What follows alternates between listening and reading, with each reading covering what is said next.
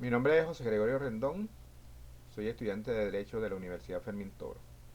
Este video es el complemento de una presentación presi. Hay temas de gran importancia en el estudio del derecho y el tema de la preterintención, la culpa y el dolo son de suma importancia para nosotros los estudiantes de derecho. La preterintención es el resultado punible que sobrepasa la intención del autor, llámese delito preterintencional.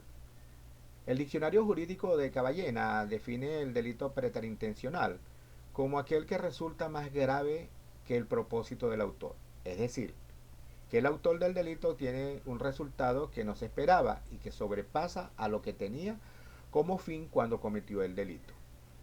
Para conocer este tema tan importante fue necesaria la investigación en diferentes libros especializados en la materia y que nos permiten el entendimiento mejor de los temas. La preterintención.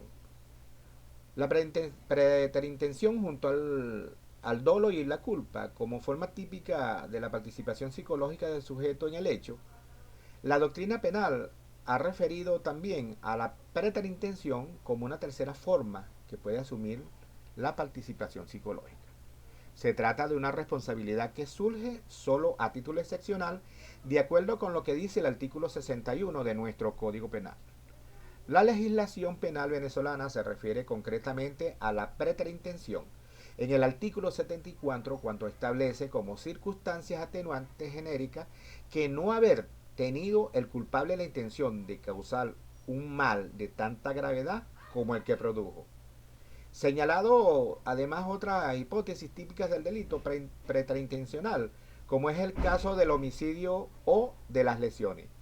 Se habla del delito preterintencional cuando la intención se ha dirigido a un determinado hecho, pero se realiza uno más grave que el que ha sido querido por el sujeto. Los elementos de este tipo son los siguientes. Que la gente tenga intención delictiva, es decir, que tenga la intención de cometer delito obviamente. Un delito menor gravedad que aquel que posteriormente se produjo. Que el resultado sea típicamente contrario a la ley. Cuando hablamos del dolo, podemos decir o definirlo como lo han definido importantes autores, entre los que se destacan Grisanti, Carrera, Mancini. Según Hernando Grisanti, el dolo es la voluntad consciente, encaminada u orientada a la perpetración de un acto que la ley revé como delito. Los principales elementos del dolo y los señalados como tales por los principales autores son el elemento intelectual y los elementos emocionales. La clasificación más importante del dolo y que diferentes autores dicen son el dolo directo de primer grado, el dolo directo de segundo grado y los dolos indirectos o eventuales. El dolo directo de primer grado, el sujeto persigue la realización del hecho, quiere la realización de ese hecho delictivo y es indiferente que el sujeto prevea el resultado como posible o como seguro.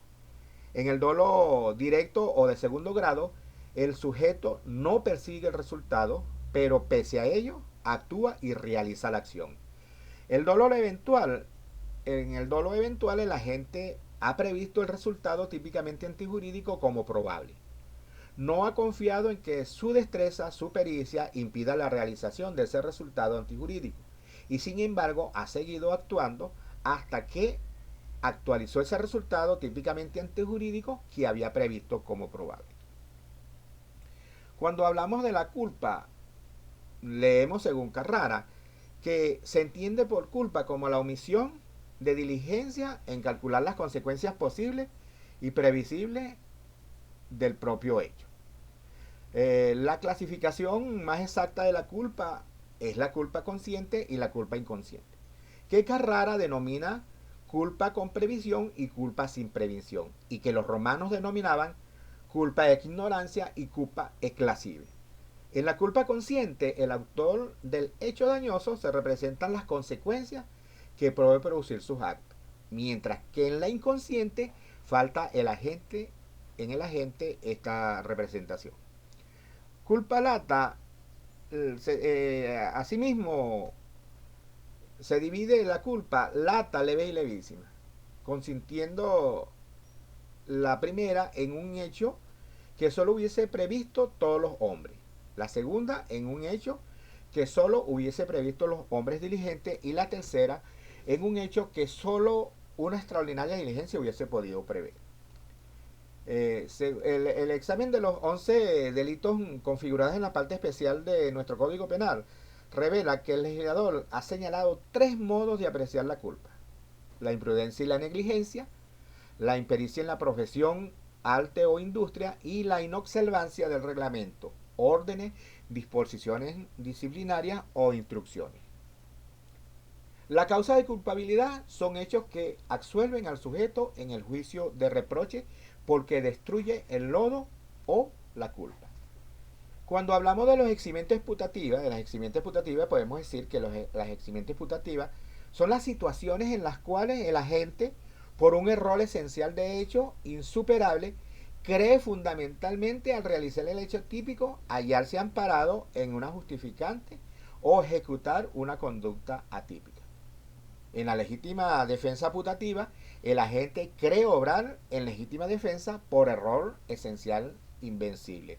Y en el estado de necesidad putativo, el agente por error de hecho invencible cree encontrarse en estado de necesidad.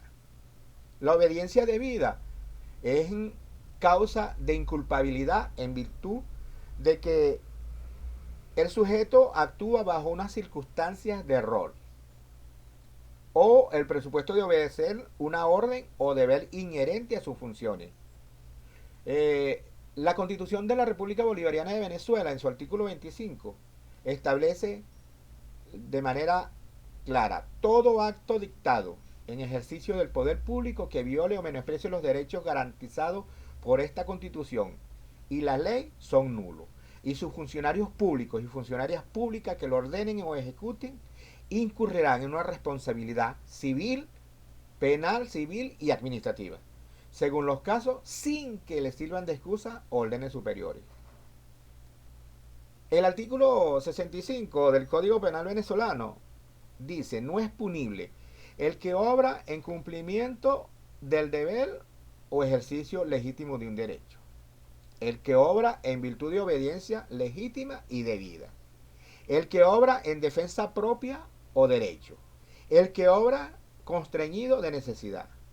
Entonces, la imputabilidad como requisito de la culpabilidad.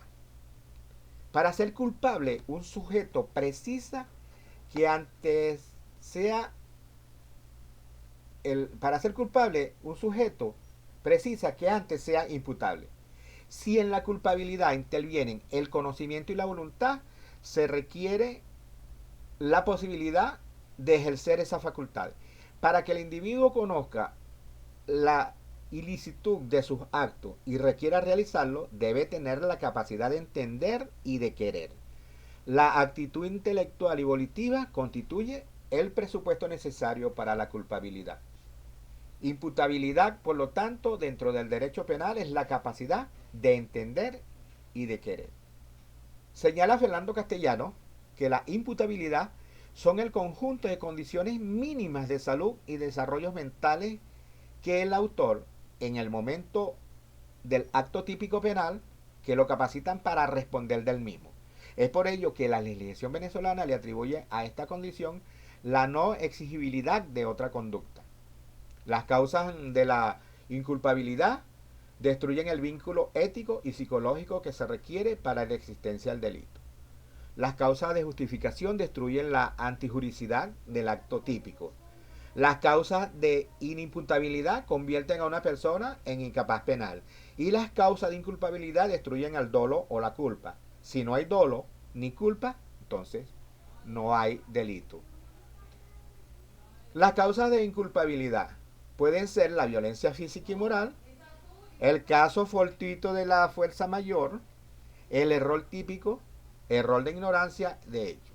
Si hablamos de error, podemos decir que el error es la falta de concepción de la realidad.